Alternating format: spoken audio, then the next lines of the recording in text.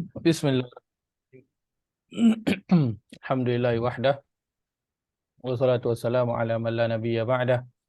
Wa ala alihi wa sahbihi wa ala ila qiyam sa'ah. Subhanaka la ilma lana illa ma 'allamtana. Innaka antal alim hakim. Masih engkau ya Allah. Sungguh kami tidak mempunyai ilmu kecuali apa yang kau ajarkan kepada kami. Sungguh engkau lah Tuhan yang maha mengetahui, Tuhan yang maha bijaksana.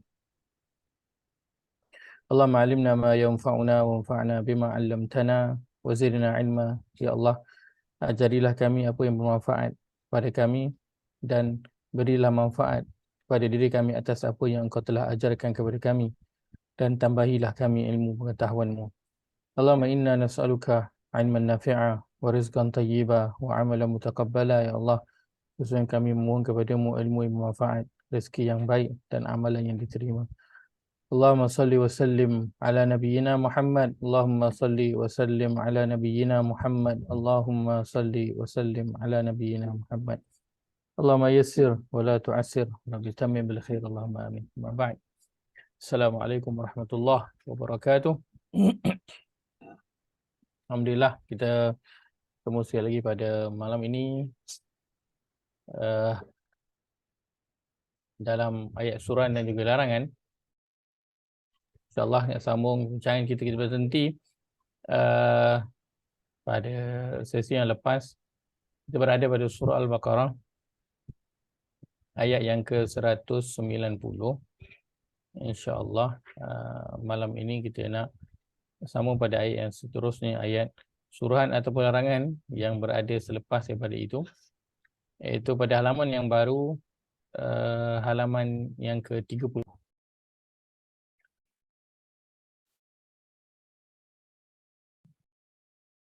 Halaman yang ke-30 ayat 191.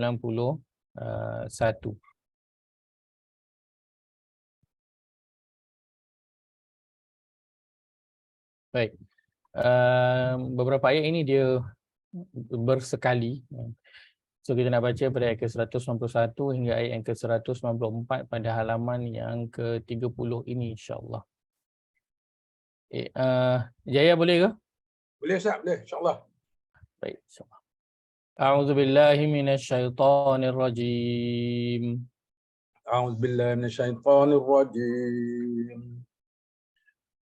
وَاقْتُلُوهُمْ حَيْثُ ثَقِفْتُمُوهُمْ وَأَخْرِجُوهُمْ مِنْ حَيْثُ أَخْرَجُوكُمْ وَاقْتُلُوهُمْ حَيْثُ ثَقِفْتُمُوهُمْ وَأَخْرِجُوهُمْ مِنْهُ وَاقْتُلُوهُمْ حَيْثُ ثَقِفْتُمُوهُمْ وَأَخْرِجُوهُمْ مِنْ حَيْثُ أَخْرَجُوكُمْ وَالْفِتْنَةُ أَشَدُّ مِنَ الْقَتْلِ وَالْفِتْنَةُ أَشَدُّ مِنَ الْقَتْلِ وَلَا تُقَاتِلُوهُمْ عِندَ الْمَسْجِدِ الْحَرَامِ حَتَّى يُقَاتِلُوكُمْ فِيهِ ولا تقاتلوهم عند المسجد الحرام حتى يقاتلوكم فيه فَإِنْ قَاتَلُوكُمْ فَاقْتُلُوهُمْ فإن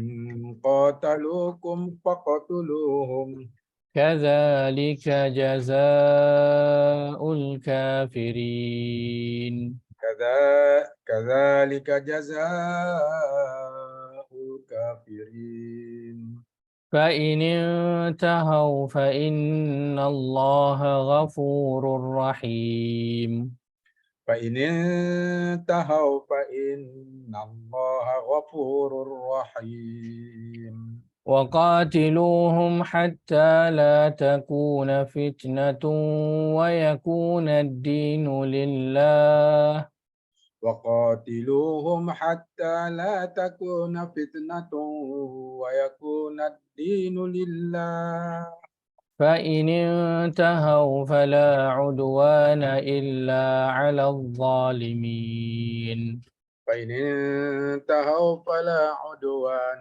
إلا على الظالمين الشهر الحرام بالشهر الحرام والحرمات قصاص Asy-syahrul haramu bisyyahril harami wal hurumatu qisas. فمن اعتدى عليكم فاعتدوا عليه بمثل ما اعتدى عليكم فمن اعتدى عليكم فاعتدوا عليه بمثل ما اعتدى عليكم.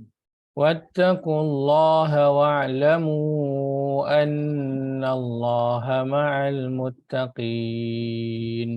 واتقوا الله واعلموا أن الله مع المتقين.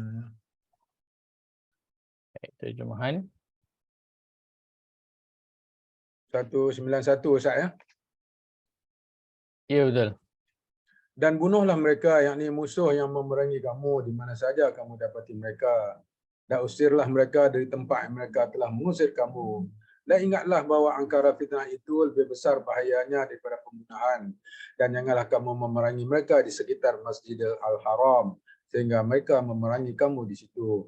Oleh itu, kalau mereka memerangi kamu di situ, maka bunuhlah mereka. Demikianlah balasan bagi orang-orang yang kafir. Kemudian jika mereka berhenti memerangi kamu, maka berhentilah kamu. Kerana sesungguhnya Allah Maha Pengampun, lagi Maha Mengasihani. Dan perangilah mereka, dan perangilah mereka sehingga tidak ada lagi fitnah. Dan sehingga menjadilah agama itu semata-mata kerana Allah. Kemudian jika mereka berhenti, maka tidaklah ada permusuhan lagi, melainkan terhadap orang-orang yang zalim. Mencabuli bulan yang dihormati itu ialah dengan sebab membalas pencabulan dalam bulan yang dihormati. Dan tiap-tiap perkara yang dihormati itu jika dicabuli ada balasannya yang seimbang. Oleh itu, sesiapa yang melakukan pencerobohan terhadap kamu, maka balaslah pencerobohannya itu seimbang dengan pencerobohan yang dilakukannya kepada kamu. Dan bertakwalah kamu kepada Allah serta ketahuilah sesungguhnya Allah berserta orang-orang yang bertakwa. Baik. Ayat 191 hingga 194.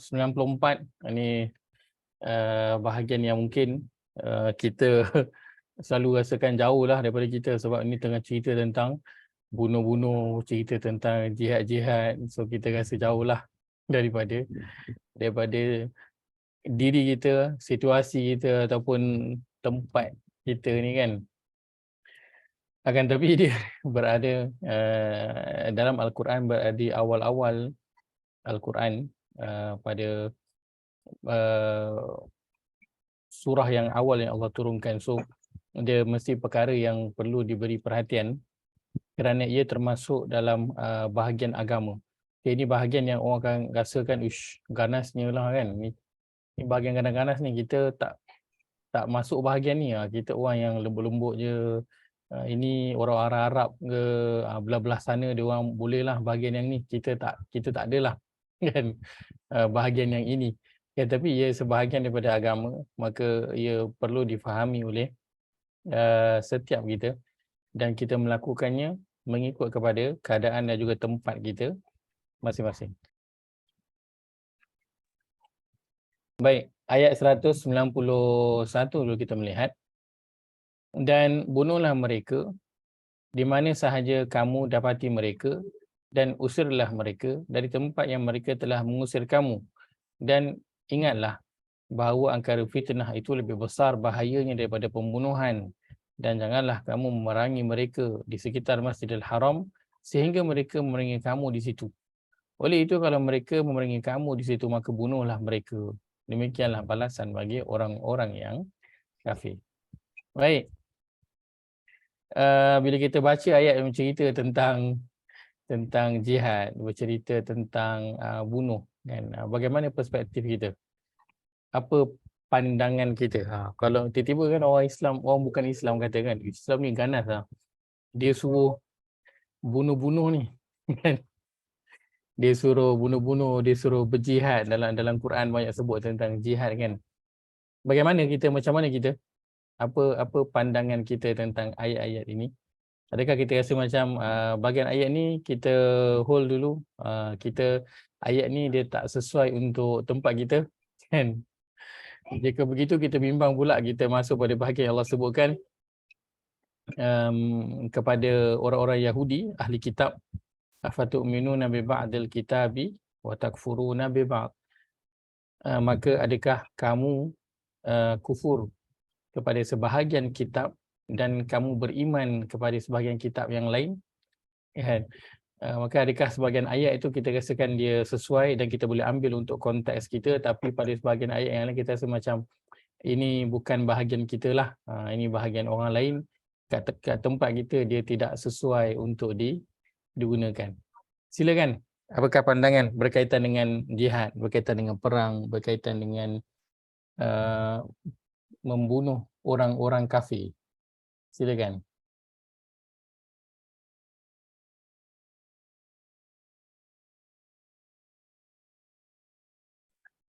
Siapa yang ada pandangan atau berkaitan dengan ayat ni?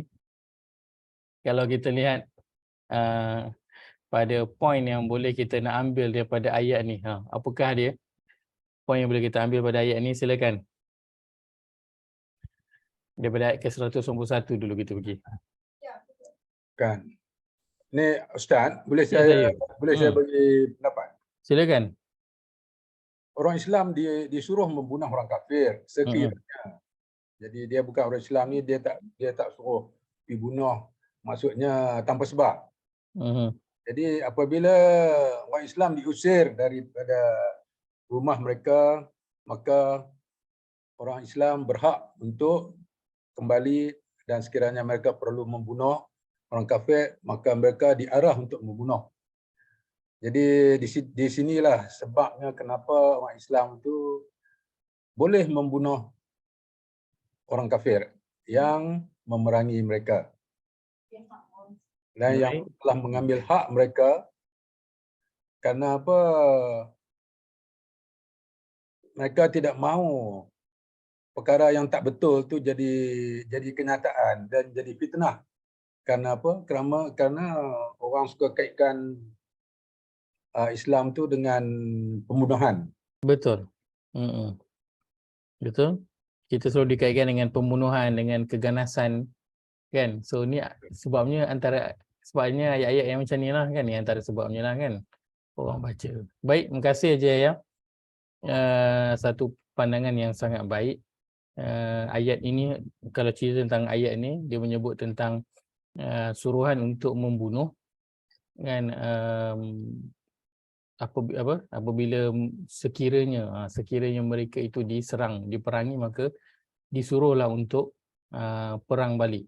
Tapi kalau kata kat atas ni orang ambil waqtuluhum haitsu saqiftumuhum kat sini bahagian ni.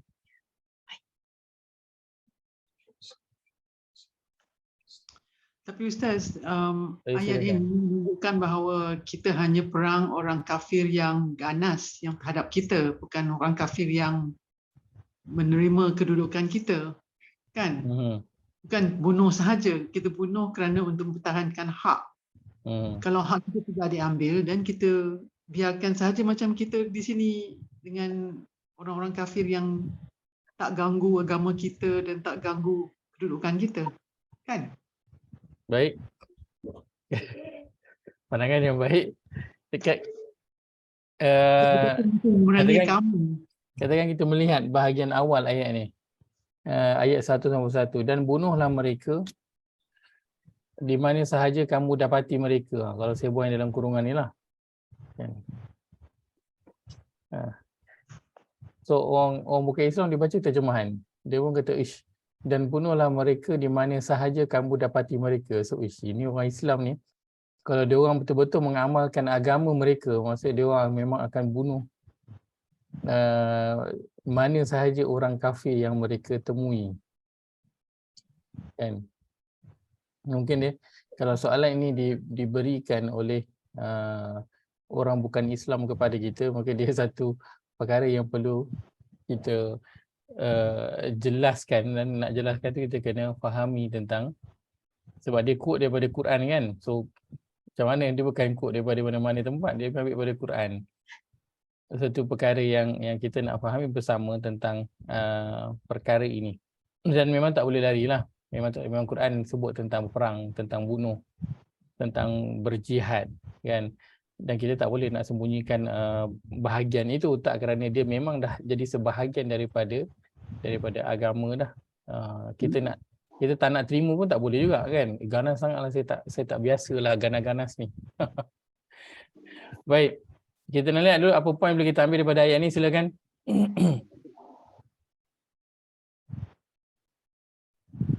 So, dua tadi yang Haji sebut dan juga Prof Azila sebut, kedua-dua poin itu sangat menarik. Pertamanya, sekiranya mereka memerangi kita, maka kita akan perangi balik.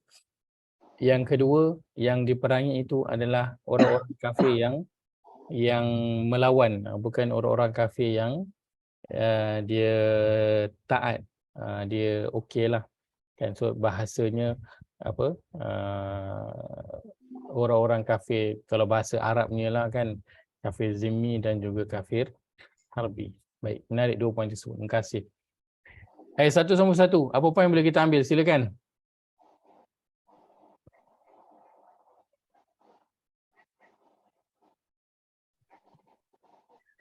Ada? Tak ada? Kenapa tak ada? Kenapa malam ini semua senyap 1000 bahasa saja? Kenapa? Adakah topik yang berat? Ha? Saya puasa 6.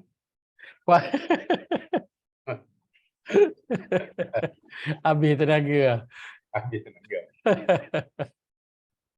Dia topik yang jarang kita bincangkan, betul tak? Kita jarang juga dengar di surau ataupun masjid bincangkan berkaitan inilah, kan. Kita selalu anggap ia adalah satu isu yang sensitif, yang orang bukan Islam tak boleh dengar. Kalau dia dengar, habislah dia cok kita ni adalah teroris. Tapi nak buat macam mana, dan memang itu adalah dalam Al-Quran. Kalau kita tak bincangkan pun, mereka boleh ambil direct daripada Quran ayat ini, kan.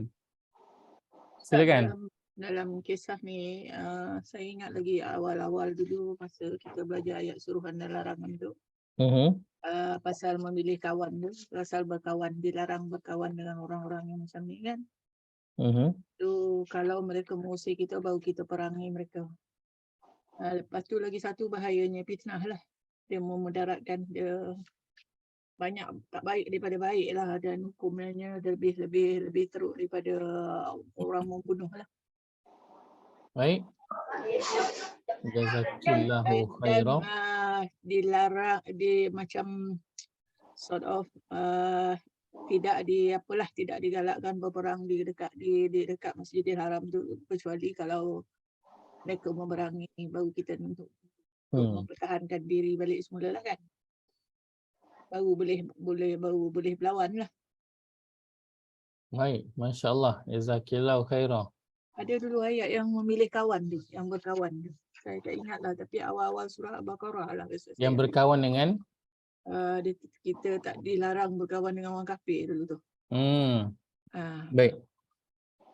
Ada, tapi yang tadi memilih kawan tu. Kita dah bincangkan mungkin sebelum ni dalam tadabbur surah apa tu? Surah yang ke-60 sebelum ni. Nak cari je. Tadabbur surah yang ke-60 sebelum ni saya kira kita dah bincangkan. Surah Al-Mumtahanah. Ayat pertama surah Mumtahanah, la tatakhizu aduwwi wa aduwwakum awliya tulquna ilaihim bil mawaddah. Jangan kamu ambil musuhku dan musuh kamu sebagai orang yang kamu bagi taat setia, orang yang kamu berikan kepadanya rasa sayang, kasih dan juga cinta, ketaatan, kepatuhan. Masya-Allah. Jazakallahu khairan. Baik, lain ada, silakan. Ya Ustaz, saya cakap sikit Ustaz. Silakan Haji Zainal. Kita lihat begini Ustaz. Bagi sayanya, peringkat awal semasa orang Islam berada di Mekah, tidak ada benda ni, tak ada peperangan kerana mereka tak diperintah untuk memerangi. Jadi kalau mereka dizalimi pun mereka senyap lah. Disula ke, dibakar atas batu pun senyap sajalah. Tak melawan. Tapi bila mereka pindah ke Madinah, mereka ada kerajaan. Ini timbul arahan begini. Tapi bersyaratlah. Besarnya mereka memerangi kamu ataupun mereka langgar perjanjian. Jadi situasi itu berubah masa orang Islam berpindah ke Madinah. Dan juga mereka pindah ke Madinah pun harta mereka dah tinggal. Jadi untuk nak ambil harta pun satu daripada sebabnya. Itulah pandangan saya lah. Baik, Masya Allah. Jazakallah khairah Jazainal. Masya Allah, pandangan yang sangat baik. Umumnya daripada semua yang berkongsi, ideanya yang kita dapat ialah agama suruh berperang, suruh berjihad dan berperang, membunuh ataupun melawan kembali itu adalah atas respon kita terhadap apa yang orang lakukan kepada kita. Kan seperti di awal Mekah tak ada lagi suruhan tak boleh nak lawan lagi. Ia mula apabila berada di Madinah dan di Madinah pula ia bukannya sampai kat Madinah terus je suruh perang, tak kan. Selepas turun ayat barulah dibenarkan untuk melakukan yang demikian. Memberi gambaran kepada kita pertama, so ideanya kita dah dapat, iaitulah apa? Orang Islam berperang melawan kembali adalah kerana mereka itu mempertahankan diri. So kalau mempertahankan diri, okey, tak ada masalah. Ya, betul. Kalau dalam hukum Islam, seorang yang dia membunuh orang lain dalam rangka nak mempertahankan diri, maka itu dibenarkan. Kalau itu yang terpaksa dia lakukan tanpa dia berlebih-lebihan dalam nak mempertahankan diri dia. So orang Islam melawan kembali, berperang adalah kerana ketika mana mereka itu dizalimi, dianiaya ataupun diserang. So itu idea besarnya berkaitan dengan peperangan ataupun pembunuhan dalam agama ini. Yang kedua, pembunuhan ataupun peperangan yang berlaku juga selain daripada diserang, ia berlaku kerana terhadap orang-orang kafir yang tidak mahu berdamai ataupun duduk di bawah pemerintahan Islam. Maksudnya orang kafir yang dia bahasanya macam rebel lah. Dia nak buat kepala dia sendiri. Kan? So yang begitu dibenarkan untuk diperangi. Baik. Kita memahami beberapa ayat yang berkaitan dengan perang. Kalau kita lihat dalam ayat yang ke-191 hingga ayat yang ke-194 ini, kalau kita beberapa perkataan yang kita nak ambil. Pertamanya pada ayat ke-191 ini, Allah sebutkan wala tuqatiluhum 'indal masjidil haram hatta.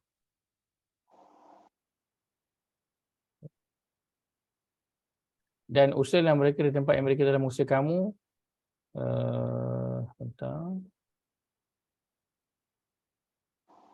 Dan janganlah kamu memerangi mereka di Masjidil Haram sehingga mereka memerangi kamu di situ. Kita ada perkataan hatta. Kemudian kita ada perkataan in. Oleh itu, kalau, ataupun in lebih mudah difahami terjemahannya jika. So sehingga ini kita ada perkataan until, jika kita ada perkataan if. Fa in tahau, in lagi digunakan. Kemudian waqatiluhum, ini bahagian bawah saya tak dapat nak tarik ke bawah, nanti tulisan tu lagi. Boleh tengok dalam terjemahan masing-masing. Dan perangilah mereka hatta, diulangi lagi perkataan hatta. La takuna fitnatun wa yakuna ad-dinu lillah. Fa inin tahau. Dalam beberapa ayat cerita tentang perang, Allah gunakan perkataannya sehingga ataupun jika. Beri gambaran kepada kita bahawa peperangan itu ataupun pembunuhan itu dia tidak terjadi dari pihak kaum muslimin sehingga sesuatu terjadi kepada mereka. So perkataannya adalah hatta. Ataupun satu lagi perkataan yang Allah gunakan adalah in, if. So if ini kita tahu penggunaannya apa, dia menunjukkan kepada kesan terhadap sesuatu perbuatan. If, jika begini maka beginilah. So jika diperangi maka peranglah semula. Jika dibunuh maka bunuhlah semula. So ini dua perkataan yang Allah gunakan dalam nak menceritakan tentang peperangan ataupun pembunuhan. Allah gunakan hatta dan juga in, until ataupun if. Baik. Maka nak beritahu bahawa orang Islam, mereka bukanlah orang yang memulakan kepada peperangan. Ia sebagai satu tindak balas terhadap apa yang telah dilakukan kepada mereka. Okay, clear sangat ni? Baik.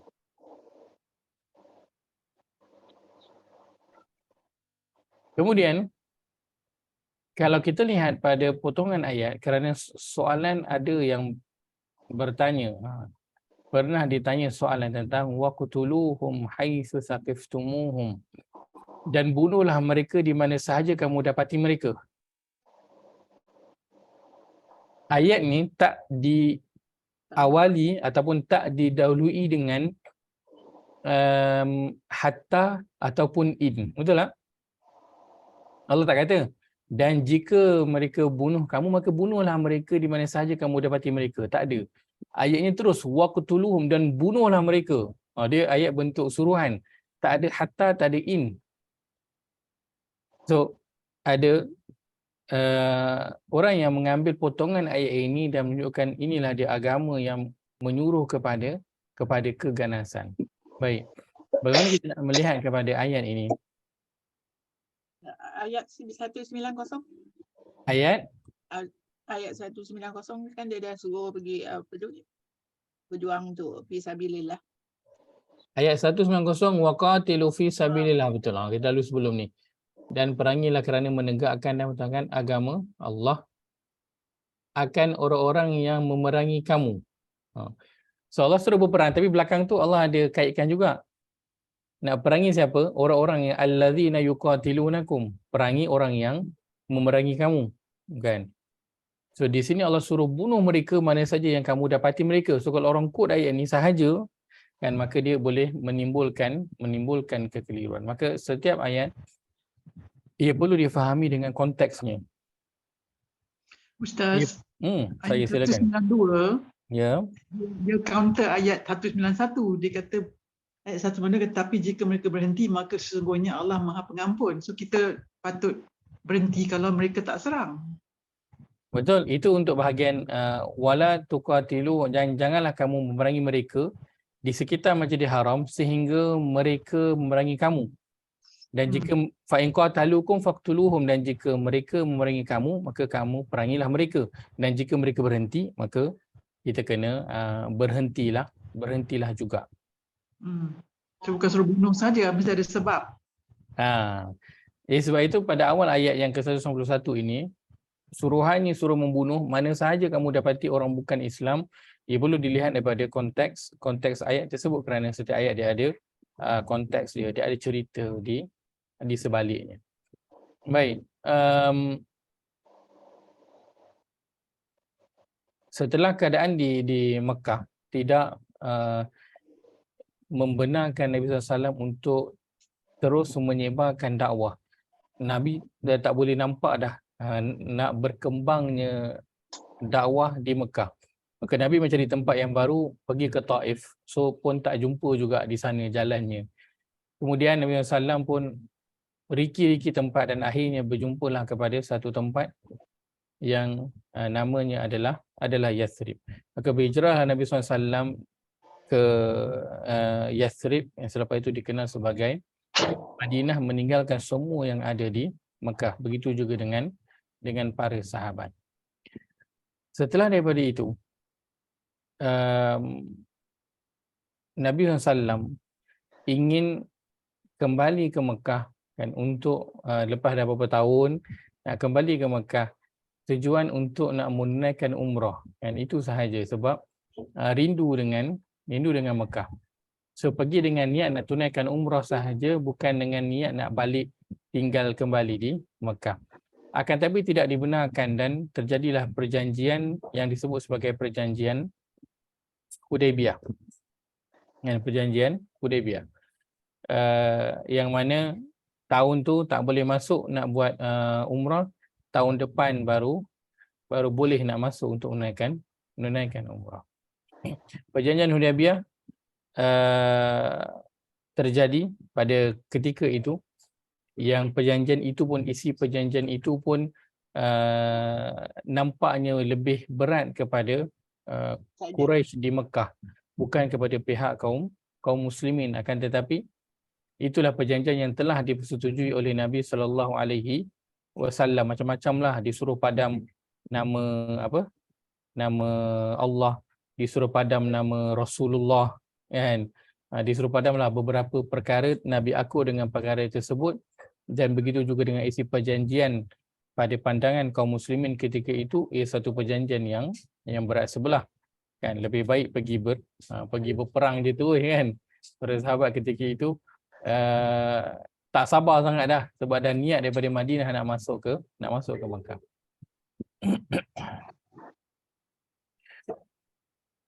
Selepas daripada itu, berjalanlah masa dan terjadilah apa yang terjadi, yang akhirnya berlakulah pengkhianatan terhadap perjanjian tersebut.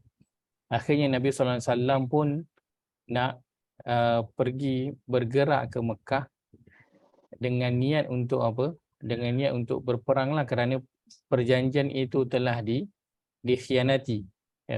Dan itulah yang Allah telah takdirkan berlakunya pembukaan kota Mekah. Ya. Surah Al-Fath, betul. Surah yang ke-48 menceritakan tentang perkara tersebut. Pada yang pertama Allah disebutkan inna fatahna laka fathan mubina, tentang Fathu Mekah ataupun pembukaan kemenangan yang Allah kurniakan. Maka ketika itu orang-orang yang berada di Mekah ramai yang memeluk Islam, dan tidak kurang juga yang lari keluar daripada Mekah itu. Surah apa ya? Surah Al-Baqarah. Surah Al-Baqarah ayat 191.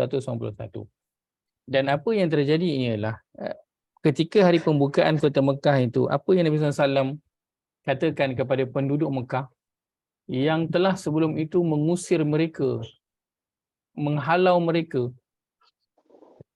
tanpa membenarkan ambil apa-apa pun barang ataupun harta. Dia halau seles pinggang, sedangkan itu adalah hak mereka. Mereka adalah orang-orang Mekah, tapi mereka dihalau daripada bumi mereka sendiri, kan? Pada hari itu Nabi berhadapan dengan mereka, dan kalau kita berhadapan dengan orang yang dulu buat kita macam tu, apa yang kita nak buat kat mereka? Apa rasa kita buat? Orang yang dulu aniaya kita balik ke tempat mereka, dan kita waktu tu kita orang yang berkuasa. Waktu tu apa yang kita nak buat ke orang yang dulu aniaya kita, halau kita, ambil harta kita, rasa kita buat apa? Balas dendam. Kita balas baliklah, confirm kita akan balas baliklah, kan? Akan tapi Nabi SAW kata, aku berkata kepada kamu seperti mana Yusuf berkata kepada adik-beradik dia. Kan? Apa Nabi Muhammad kata? Nabi Yusuf kata, la tasriba alaikumul yaum. Tidak ada kesalahan. Pada kita lihat pada surah 12.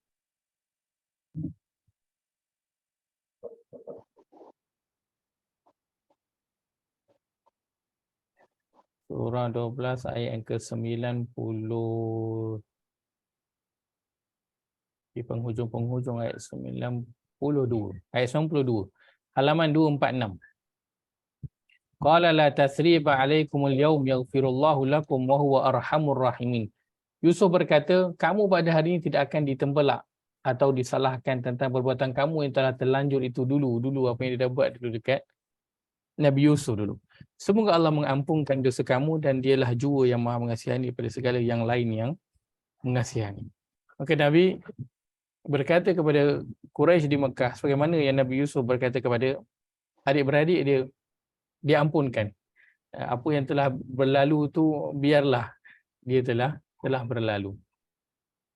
Ramai yang beriman, tetapi ada yang tidak juga mahu beriman. Lalu Nabi SAW memberikan kepada mereka tempoh.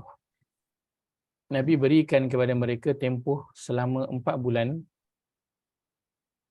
untuk fikirkan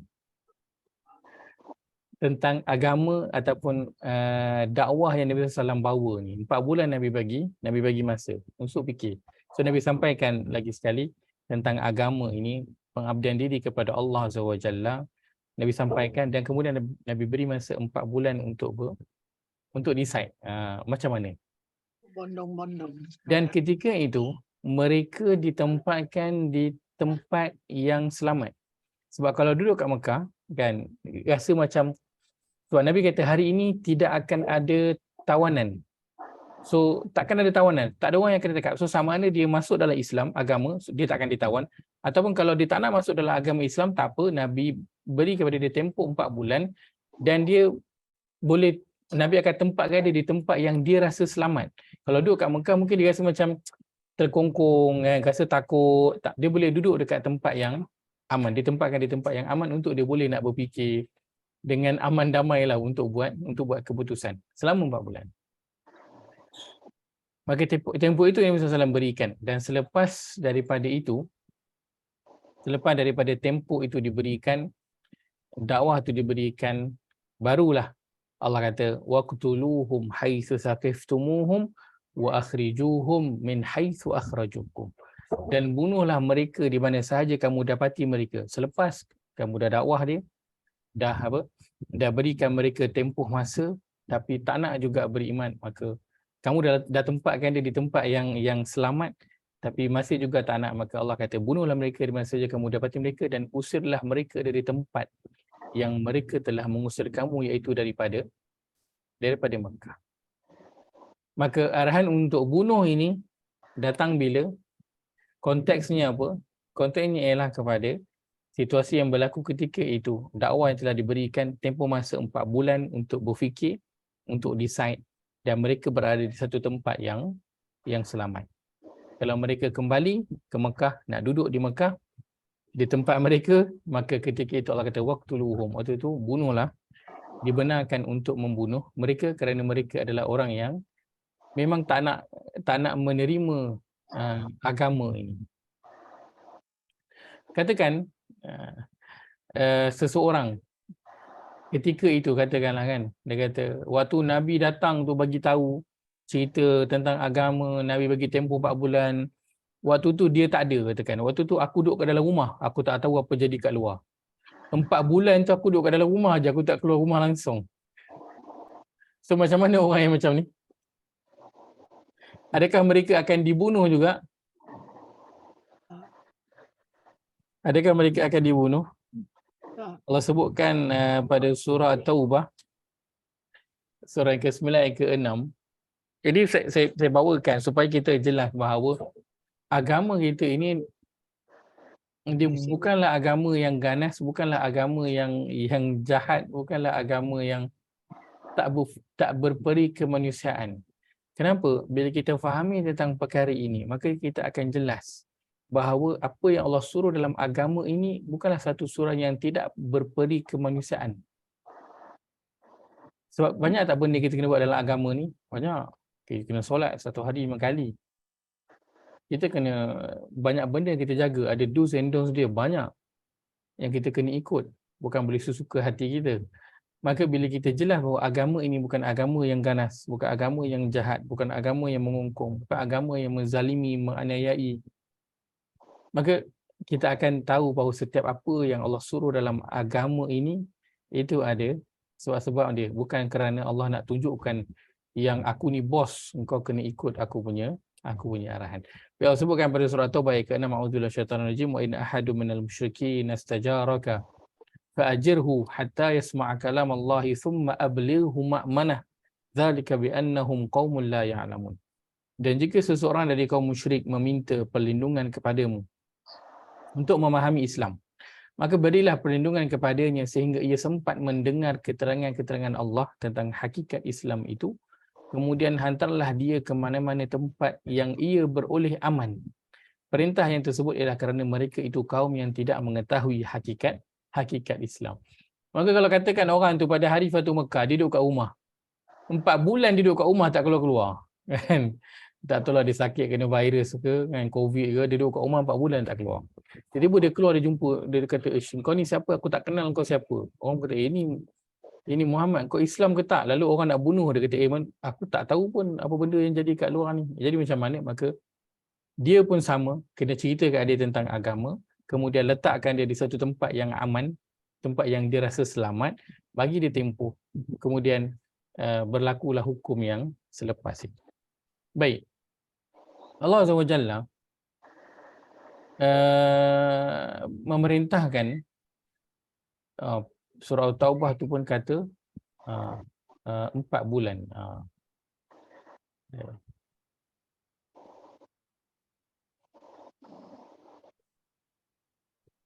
Baik.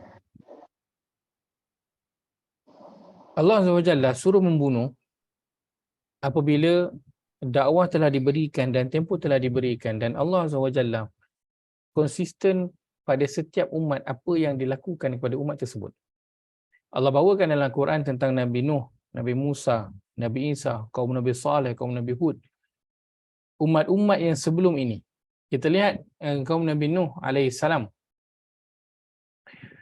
Ketika mana Nabi Nuh berdakwah kepada mereka, lama tak berdakwah? Lama.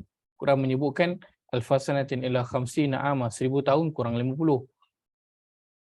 Sangat panjang tu tempoh dakwah dia. Tapi terima tak? Tak terima. Tempoh telah diberi. Maka apa yang terjadi? Datanglah kepada mereka azab Allah Azza wa Jalla. Banjir. Banjir ketika mana menimpa kepada kaum Nabi Nuh alaihissalam, waktu mula naik sampai dada, kan? Ataupun naik sampai takat hidung ni lah, kan? Belum lemah lagi. Baru sampai tahap hidung. Ada tak Allah berhentikan air itu dan tanya, macam mana sekarang ni? Nak beriman ke tak beriman? Ada tak? Quran ada cerita tak? Tak ada. Hadis ada cerita? Tak ada. Sebab apa? Tak ada pun lah, kan? Air itu dah sampai kat kepala sebelum dia orang tenggelam. Dah sampai kat sini dah sebelum tenggelam lagi. Adakah Allah berhentikan air itu daripada terus naik dan Allah tanya, macam mana sekarang, nak beriman ke tak? Tak ada. Firaun, ketika mana dia nak tenggelam, waktu nyawa dah sampai ke kerongkongan, waktu tu Allah ada berhenti ke tanya, kau nak beriman ke tak? Allah tak berhenti tanya. Firaun yang kata, aku nak beriman kepada Tuhan Musa dan juga Harun. Dan Allah kata, al-an, sekarang baru kau nak beriman? Sedangkan sebelum ni kau tak nak dengar pun, tak nak beriman pun, kau ingkar. Maka akhirnya apa? Akhirnya ditenggelamkan.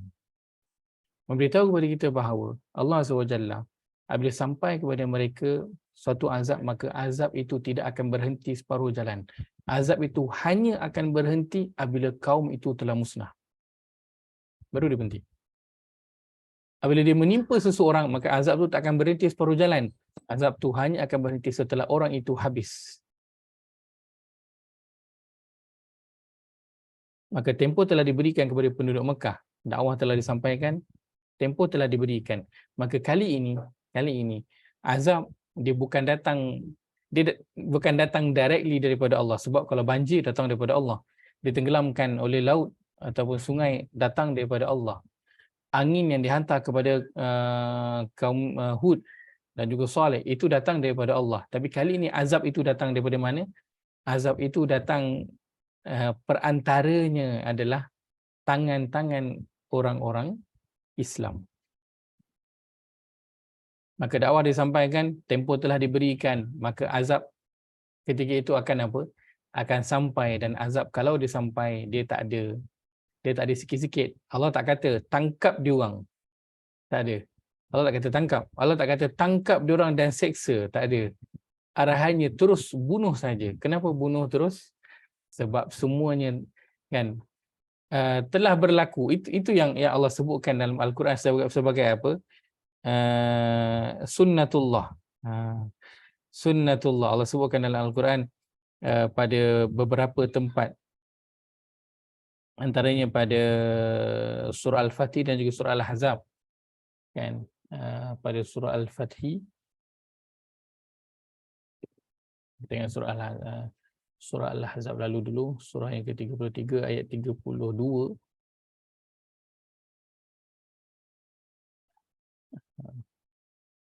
Ayat ke-62. Surah 33 ayat ke-62.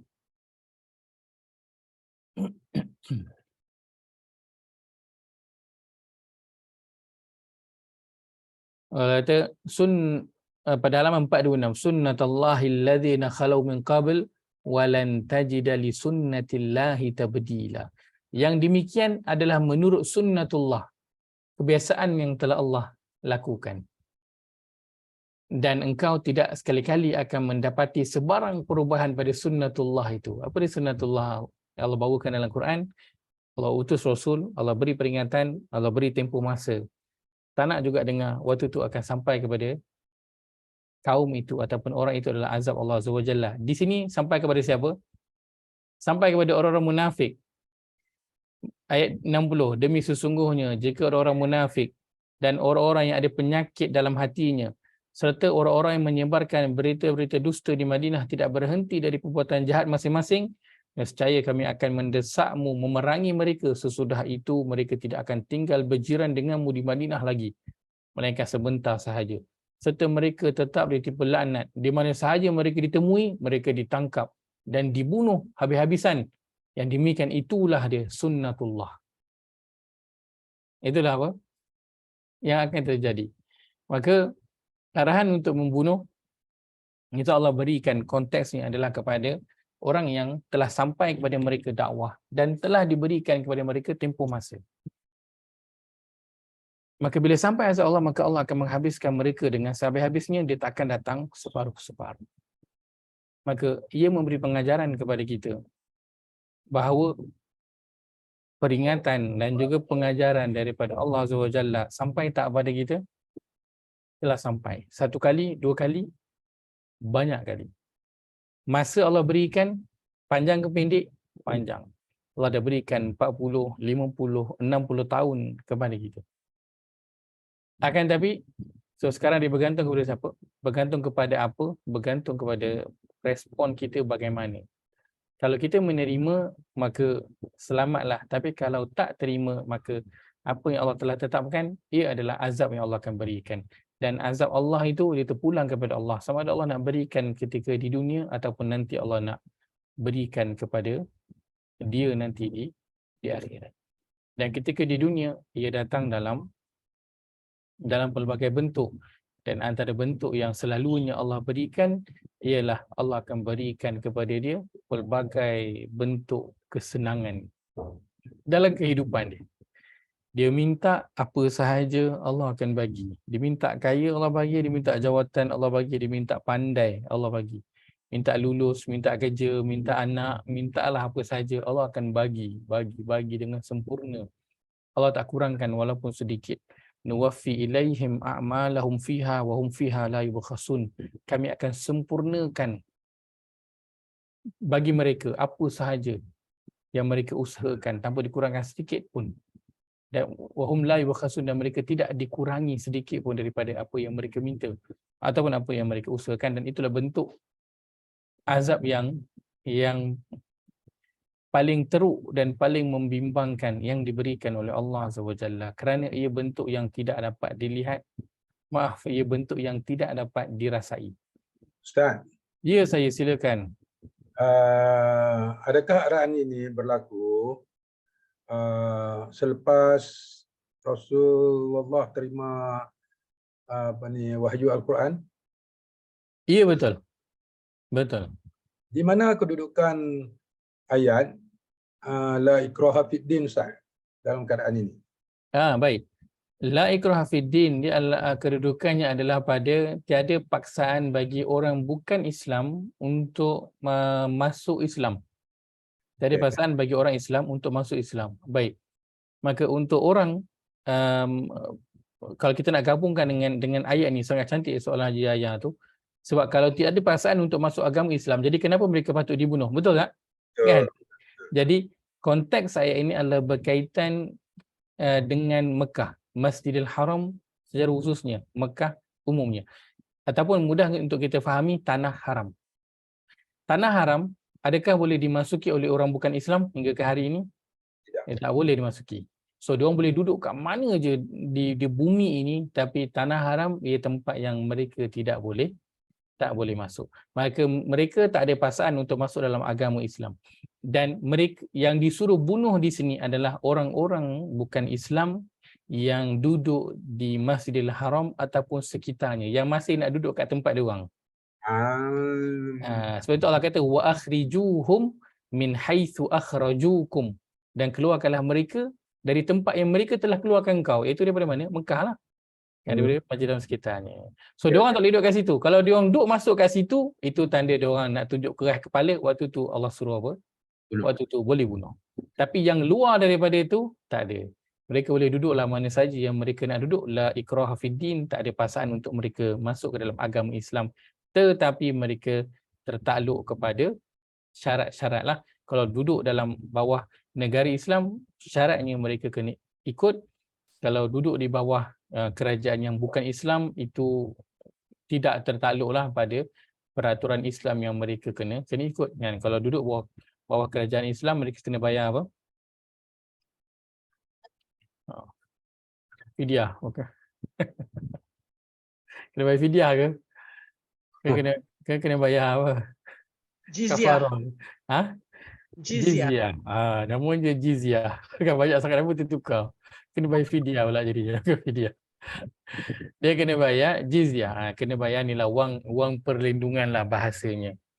Kira macam cukai lah kan? Macam cukai.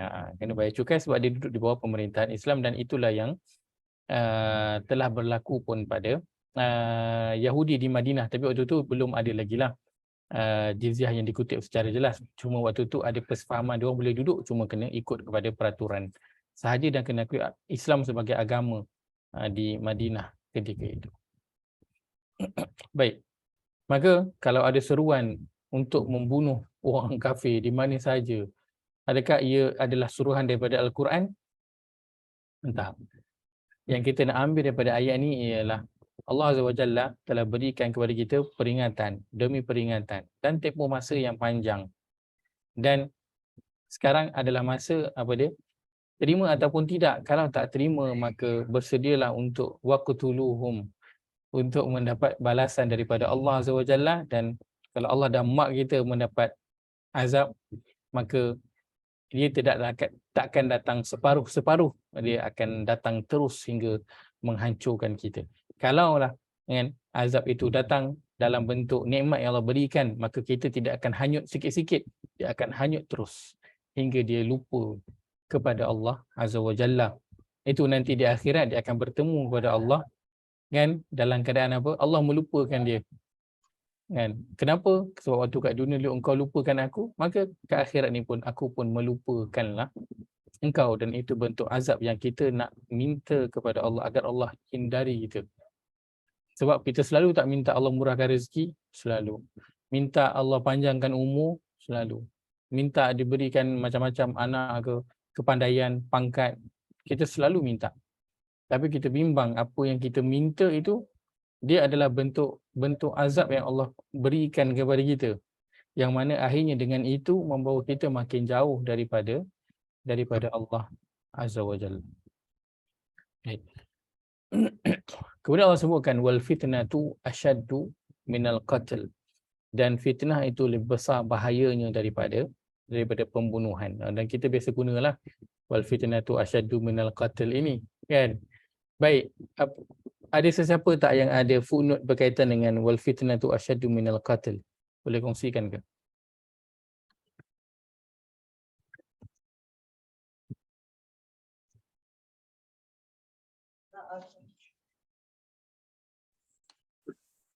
Assalamualaikum Ustaz. Waalaikumsalam warahmatullahi. Silakan. Dalam Quran saya kan, fitnah tu dia cuma footnote hanya untuk fitnah. iaitu yang menimbulkan kekacauan seperti menghalau sahabat daripada kampung halamannya, merampas harta dan menyakiti atau mengganggu kebebasan seseorang dalam beragama. Itu je footnote dia. Itu je. Cikgu Mulani ke tu? Ya. Kenapa suara Cikgu Mulani lain? Tak sihat ke? Sihat-sihat. Sihat. Oh, suaranya macam Alhamdulillah. suaranya nyaring sikit daripada ni. Baik. Jazakallahu khairan. Fitnah yang dimasukkan dalam ayat ni yang selalu kita gunakan, ia bukanlah fitnah yang kita fahami, tohmahan yang kita berikan kepada orang lain. Fitnah di sini maksudnya ialah apa? Ujian musibah. Syirik Ustaz. Ujian atau musibah. Fitnah yang dimasukkan di sini, fitnah dalam Al-Quran ada beberapa maksud, antaranya dimasukkan adalah ujian dan juga musibah, betul. Tapi fitnah yang dimasukkan di sini adalah syirik. Syirik. Fitnah yang dimasukkan di sini adalah syirik. Dia kata kekacauan Ustaz, dia tak cakap syirik. Baik, kita pergi pada ayat 193. Allah kata waqatiluhum hatta la takuna fitnah. Saya tengok footnote kat situ pula. Tak ada footnote. Tak ada footnote. Siapa yang ada silakan? Tak ada footnote. Tak ada. 193 tak ada Ustaz. Tak ada 193. Saya tengok saya. Ayat 191 saya banyak dia beri penerangan Ustaz. Dalam Oh, Quran 193 tak ada.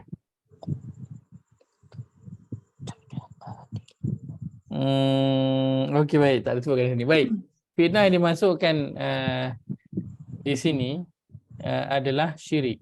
Wal fitnatu asyaddu minal qatl. Dan syirik ia adalah lebih dahsyat dosanya daripada pembunuhan. Okay, kalau kita lihat, saya kongsikan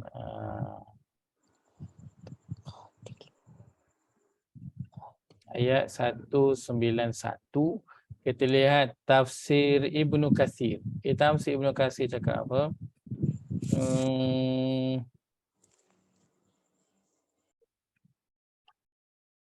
Baik, di sini.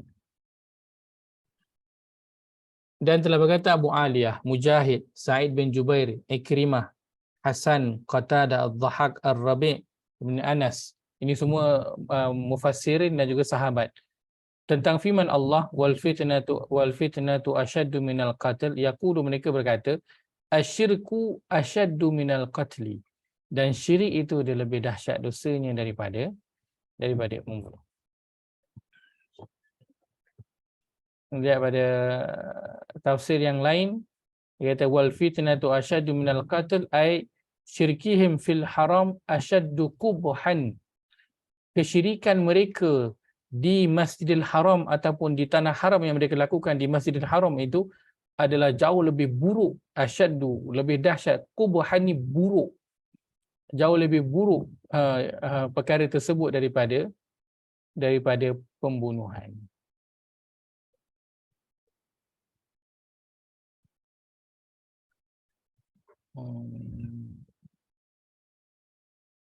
Lain. Baik. Wal fitnatu asyaddu minal qatl fa fi wujuh. Ada beberapa pendapat. Pertama, pendapat yang mangkul Ibnu Abbas, yang diambil daripada Ibnu Abbas, anal murada minal fitnati, yang dimasukkan dengan al fitnah itu adalah al kufru billah. Kufur kepada Allah Azza wa Jalla. Dan sungguhnya tidak lain summiyal kufru bil fitnah li'annahu fasadun fil ardh. Dan sesungguhnya tidak lain dinamakan kufur itu sebagai fitnah kerana ia adalah bentuk kerosakan yang berlaku di bumi. Kan kita dah lalu dulu awal-awal di surah Al-Baqarah kan, yang Allah kata la tufsidu fil ardh, jangan buat kerosakan di muka bumi. Allah sebut tentang orang munafik kan, jangan buat kerosakan. Kerosakan apa yang mereka buat? Kerosakan apa yang dia buat? Kerosakan Akidah. dia tebang pokok, dia cemarkan laut. Akidah.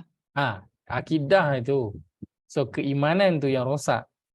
Itu bentuk kerosakan. Maka kekufuran adalah bentuk kerosakan yang berlaku di atas muka bumi. Ustaz, dalam ayat 193 terjemahan fitnah ni memang dia dalam bracket dia kata syirik. Letakkan syirik. Ya. Alhamdulillah. Ustaz, Yes, cuba ya. tengok 191 wala tuqatiluhum. Tuqatiluhum.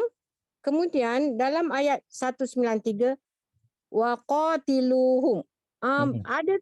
Ada tak impact tuqatiluhum dengan qatiluhum? Baik. Wala tuqatiluhum di sini dan waqatiluhum. Bezanya adalah pada yang di sini dia adalah bentuk larangan lah. Dia ada la kat depan, dia ada la kat depan tu. Janganlah. So bila ada larangan tu mesti ada kepada siapalah kan, jangan engkau ramai ke, jangan engkau seorang ke. So sebab tu digunakan sini tuqatilu, dan janganlah kamu. Dan pada ayat 193 itu adalah waqatiluhum, dan perangilah mereka di adalah bentuk arahan. So tu bezanya lah, tapi ru'anya sama. Ru'anya sama, qatala.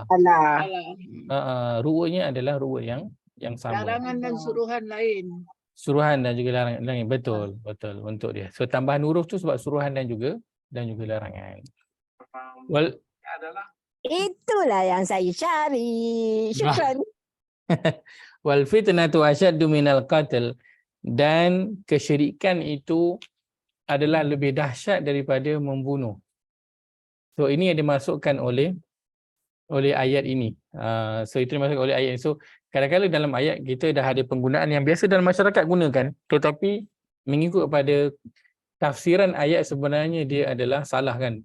Dulu kita memang selalu, dan fitnah itu lebih dahsyat dosanya daripada membunuh kan. Tapi konteks ayatnya itu adalah tentang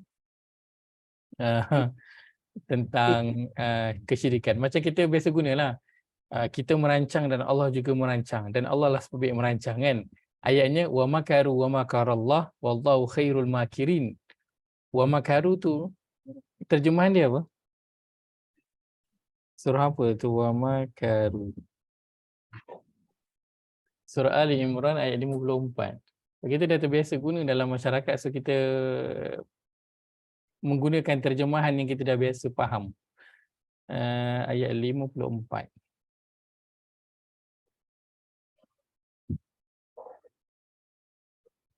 Wa makaru wa makarallah wallahu khairul makirin. Dan orang-orang Yahudi yang kafir itu pun merancang tipu daya, hendak membunuh Nabi Isa, dan Allah pula membalas tipu daya mereka. Dan ingat Allah sebagai bijak yang membalas dan menggagalkan segala jenis tipu daya. Wa makaru ni maksudnya apa? Tipu daya. Satu perancangan yang jahat. Dan kita, orang guna untuk apa? Dan kita merancang, Allah pun merancang. Allah lah sebaik merancang. Kita ni duk rancang benda yang jahat ke benda yang baik? Dia bukan taukid, Ustaz. Bukan taukid. Kita rancang benda yang jahat ke benda yang baik? Kita rancang benda yang baik, tapi kita ayat tu salah. Dia tu tak betul dah. Makaru tu perkataan dia adalah perancangan yang jahat. Sebab tu dia letakkan rancangan tipu daya. So rancangan yang sangat jahat, bukan jahat sikit, rancangan yang sangat jahat. So Allah kata wa makarallah, Allah pun dia boleh merancang balas balik demi tipu daya dia. Kan Allah gunakan benda yang sama, macam dalam surah Al-Baqarah pun sama. Innama nahnu mustahzi'un. Orang munafik kata sesungguhnya kami tidak lain orang yang berolok-olok, bermuka-muka je dengan orang beriman ni. Allah kata Allahu yastahzi'u bihim. Allah pun balaslah balik bermuka-muka mereka itu. Allah pun bermuka-muka baliklah dengan mereka. Kan? So di sini Allah balaslah balik tipu daya mereka itu, dan Allah adalah sebaik-baik. Kau nak tunjuk engkau something, Allah lebih something, khairul makirin. Yang sebaik-baik pembalas tipu daya, yang buat rancangan lagi jahat, Allah lagi terror. Itu yang dulu orang kan dia timbul isu kan, bila arwah Tun Guru Ni Aziz kata kalau dia rasa dia something, Allah lagi something. So orang macam uish, apa cakap Allah something kan. Orang yang tak biasa dia dengar macam ganas ni cakap Allah tu something, macam tak kena. Tapi Quran menyebutkan yang demikian. Wallahu khairul makirin. Allah dialah sebaik-baik perancang kejahatan yang terbaik sekali. Allah yang letakkan dirinya dengan yang demikian. Tetapi dalam konteks untuk membalas kejahatan yang dilakukan, bukanlah yang memulakan kejahatan. So sama dengan wal fitnatu asyaddu minal qatl, kita dah biasa fahami dengan fitnah ataupun tomahan, tapi yang dimasukkan di sini adalah apa? Kesyirikan. Kesyirikan itu. Juga nanti kita akan jumpa ke depan perkataan fitnah yang yang sama ataupun kebinasaan. Kita akan bincangkan nanti ayat ke depan ini pun menarik tentang sedikit kesalahfahaman persepsi pada ayat. Ustaz, katalah Ya, saya. tak ada maknanya fitnah tu, kita tak tahu langsung. Macam mana kita nak tahu sama ada dia syirik ataupun fitnah yang biasa apa semua? Baik. How to identify? Baik. Pertama, so jawapan umumnya tidak lain adalah dengan belajarlah. Sebila kita belajar, kita akan tahu. Tadi pun bila saya sebut perkataan fitnah, kan, Haji Ayah sebut syirik, kan?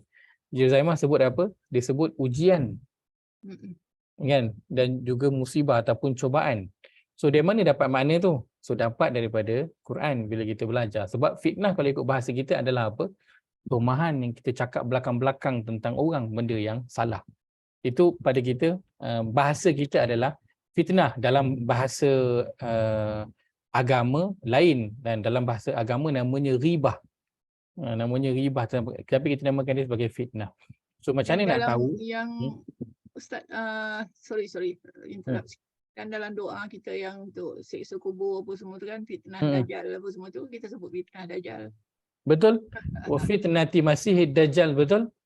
Dan fitnah masih dajjal tu bukanlah fitnah maksudnya tumahan, kan? Itu bukan fitnah yang kita fahami pun sama. Di situ pun dah tersilap. Jadi macam mana kita nak fahami perkataannya adalah dengan kita apa? Belajar. Itu je caranya, tidak ada cara yang lain. Jika tidak, kita akan tersalah penggunaan ataupun tersalah faham tentang perkataan itu. Baik. So di sini maknanya adalah kesyirikan. So Allah sebutkan kesyirikan, ia adalah lebih dahsyat daripada pembunuhan. So kalau kita rasa membunuh tu dah dahsyat, tapi Allah kata syirik kepada Allah itu adalah jauh lebih dahsyat lagi daripada membunuh. So Allah nak suruh jaga tentang apa? Allah nak suruh jaga tentang syirik. Lepas itu pada ayat 193 itu Allah sebutkan waqatiluhum, dan bunuhlah mereka hatta la takuna fitnah, sehingga tidak ada lagi kesyirikan, wa yakuna dinu lillah, sehingga agama ini, jalan hidup, cara hidup seluruhnya hanya untuk Allah Azza wa Jalla saja, tidak ada lagi untuk orang lain. Dan inilah sebenarnya menjadi perjuangan setiap daripada kita dalam kehidupan kita, untuk memastikan dalam diri kita tidak ada apa? Tidak ada lagi fitnah, tidak ada lagi bentuk kesyirikan. Dan Masih Dajjal tu nak bawa kita kepada apa? Syirik. Kepada syirik kepada Allah Azza wa Jalla. Nak suruh kita mengaku dia itu adalah Tuhan. Sebab tu dia bawa benda-benda yang wow, kan?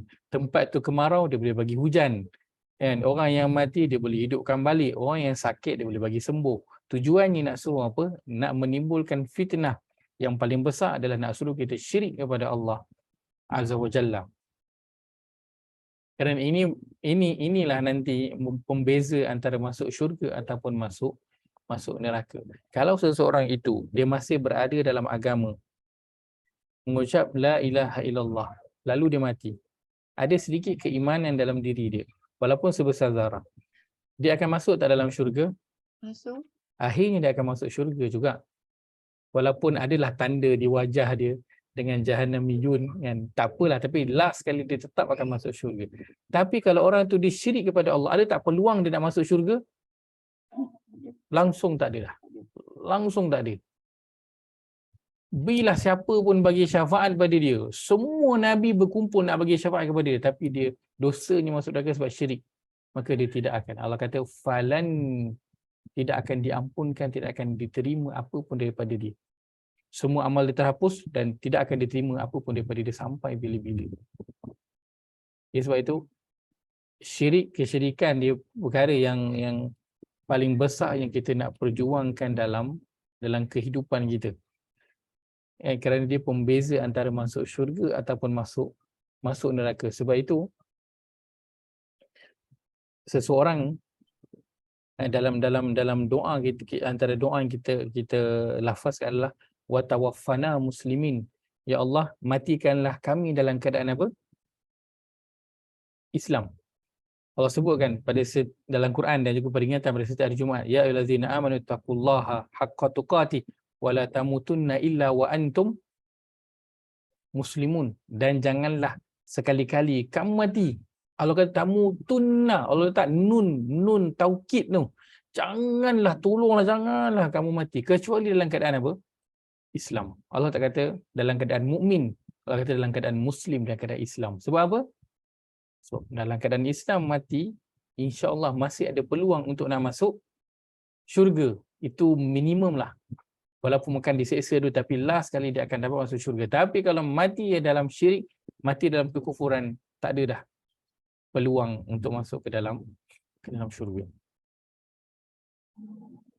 Maka kesyirikan kepada Allah Azza wa Jalla ia lebih dahsyat daripada pembunuhan. Sebab itu para sahabat, mereka sanggup terbunuh daripada apa? Daripada syirik kepada Allah Azza wa Jalla. Bilal ketika diseksa, adakah dia keluar daripada agama dia? Tak. Dia tetap mengatakan Ahad, Tuhan yang Esa. Keluarga Yasir, adakah mereka keluar daripada agama mereka? Tak. Tidak sekali mensyirikkan Allah Azza wa Jalla. Tak. Kita baca dalam sejarah, kan, ada yang apa? Ada yang disula. Adakah mereka keluar daripada agama? Tak. Mereka tidak keluar daripada agama mereka. Walaupun mereka itu dibunuh. Kerana mereka tahu syirik itu, kalau mereka bertemu dengan Allah dalam keadaan mensyirikkan Allah, maka tak ada ampun dah. Bahasa kita tak ada ampun dah. Maka lebih baik terbunuh daripada mati dalam keadaan syirik. Tetapi bimbanglah kalau kita sanggup untuk syirik dan tidak sanggup untuk nak mati kerana Allah Azza wa Jalla. Maka ia menjadi perjuangan kita semua dalam kehidupan untuk memastikan kita tidak syirik kepada Allah Azza wa Jalla. Dan perihal fitnah ataupun syirik ini, ia datang dalam cabaran-cabaran yang dekat dengan diri dan juga hati kita. Ia datang dalam bentuk anak-anak, ia datang dalam bentuk harta, ia datang dalam bentuk pelbagai kesenangan yang Allah berikan kepada kita. So itu bentuk. Sebab itu salah satu masuk fitnah adalah apa? Ujian dan juga musibah. Dan kita ada dalam Quran fitnah. Kita ada bala, kan? Bala ataupun bala juga, ujian dan musibah juga. Apa beza? Bezanya adalah fitnah ini adalah bentuk ujian yang dekat dengan hati seseorang tu. Bala dia lain, dia luar sikit, dia eksternal sikit, tapi fitnah dia internal sikit. Dia ujian yang dia bermain dengan perasaan. Sebab itu Allah kata innama amwalukum wa auladukum fitnah. Sesungguhnya harta dan anak-anak kamu adalah fitnah, ujian yang dekat dengan hati kamu. Jadi cabaran yang sangat besar. Dan kesyirikan namanya juga adalah fitnah. Kenapa? Kerana dia adalah perkara yang dekat dengan diri kita, selalunya yang mencabar keimanan kita kepada Allah. Orang sanggup tinggalkan solat, sanggup tinggalkan agama kerana duit, kerana nak menjaga kedudukan, kerana nak menjaga jawatan, kan? Nak jaga status dia. So dia cabaran-cabaran yang dekat dengan hati kita. Sebab itu fitnah antara nama lain kepada kesyirikan. Ustaz. Ya, saya. Ustaz dah sebut Yasir dan Sumayyah tu kan. Anak dia tu Ammar, dia selamat daripada mati. Sebab dia mengaku dia macam syirik lah kot. Bukan? Sebab dia terselamatkan kan, siapa Abu Dajjal bukan Abu Dajjal pula. Apa ni? Abu Jahal kata kalau nak selamat mesti tinggalkan Islam. Tapi Ammar masih hidup. Maknanya mesti dia ada cakap sesuatu yang menyebabkan dia hidup. Ayah dia dan mak dia mati. Baik. Ia cabaran yang dihadapi oleh beberapa juga sahabat pada zaman dulu ketika siksaan itu menjadi makin kuat. Dan maka soalan Ali bin Abi Talib pernah bertanya kepada Nabi SAW berkaitan dengan perkara ini, dan Allah sebutkan pada surah yang ke-16 ayat ke-106 halaman 279, man kafara billahi a'udzubillahi syaitanir rajim, man kafara billahi min ba'di imanihi illa man ukriha wa qalbuhu mutmainnun bil iman walakin ma syaraha bil kufri sadran fa alaihim ghadabun minallahi wa lahum adzabun adzim. Sesungguhnya yang kufur kepada Allah sesudah ia beriman, maka baginya kemurkaan dan azab dari Allah. Kecuali orang yang dipaksa melakukan kufur sedang hatinya tenang tenteram dengan iman. Akan tetapi siapa yang terbuka hatinya menerima kufur, maka atas mereka tertimpa kemurkaan dari Allah dan mereka beroleh azab yang besar. Ali bin Abi Thalib bertanya, "Wahai Rasulullah, macam mana orang-orang yang mereka tu diseksa dan mereka tak tahan dengan seksaan tu? So boleh tak diorang ikut je apa yang anda cakap? Kalau nak kata aku keluar pada Islam, Tuhan aku bukan Allah, boleh tak? Sedangkan hati dia tak, hati dia tetap beriman kepada Allah dengan seyakin-yakinnya, cuma dia tak tahanlah dengan seksaan tu. Maka Allah kata tak apa. Kalau yang demikian, sedangkan hati dia itu tetap mutmainnun, tetap tenang, tenteram, yakin dengan Allah Azza wa Jalla. Waktu kalau situasi yang begitu, tak apa. Sebab ada orang yang dia tahan dengan ujian, ada orang yang dia tak, ada orang yang dia tak tahan. Sebab para sahabat, mereka sama macam kita, mereka manusia, dia bukan malaikat.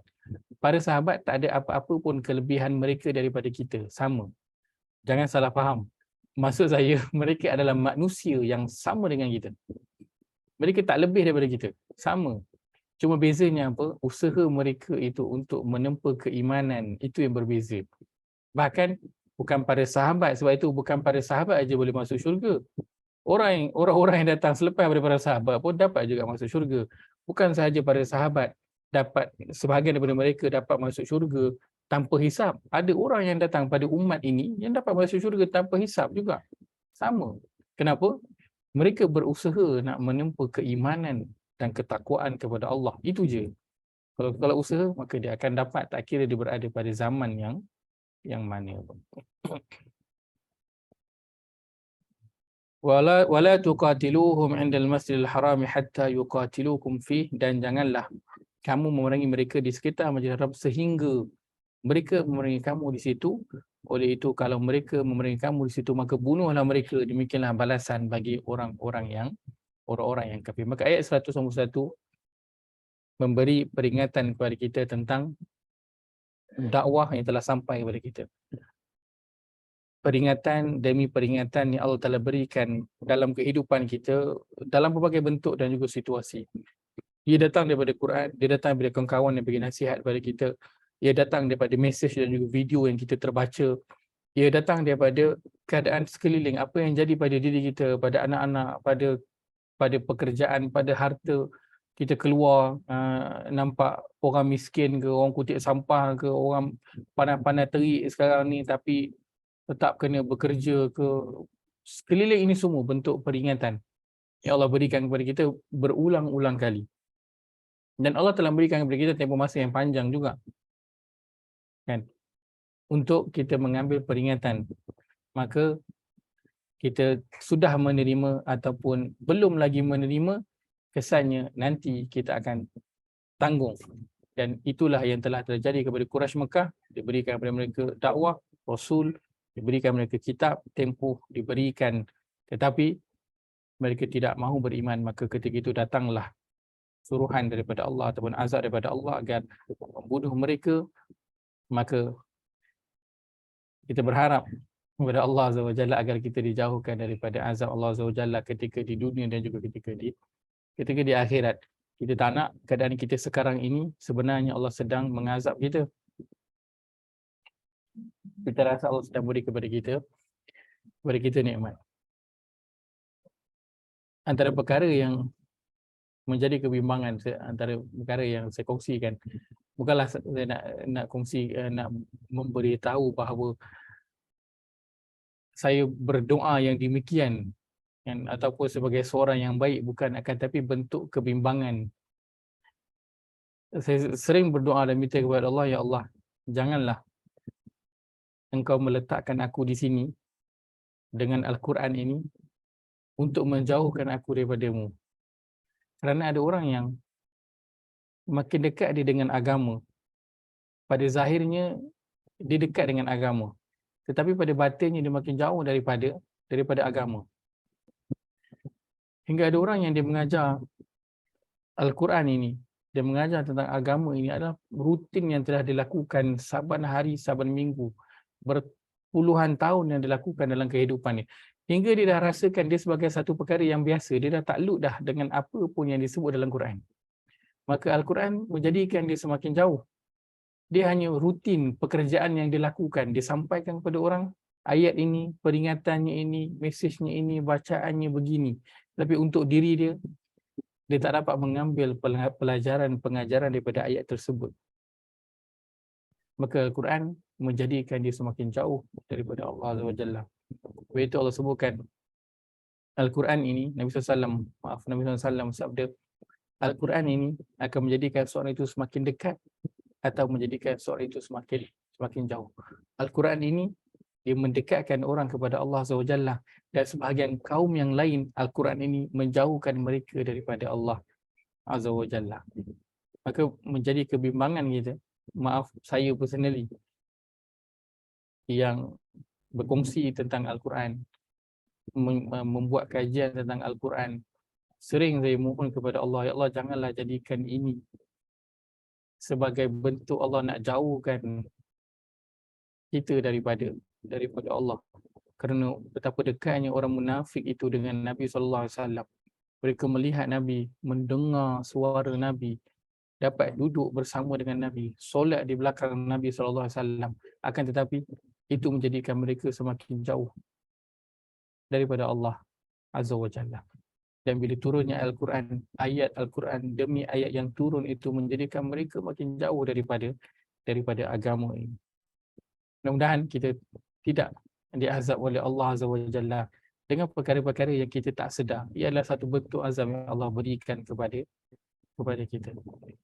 Allah Ta'ala alam, saya berkongsikan pada malam ini, moga ada manfaat daripada ambil qul qawli hadza wa astaghfirullahal azim li wa lakum. Allah maj'al hadza jama'ana jama'an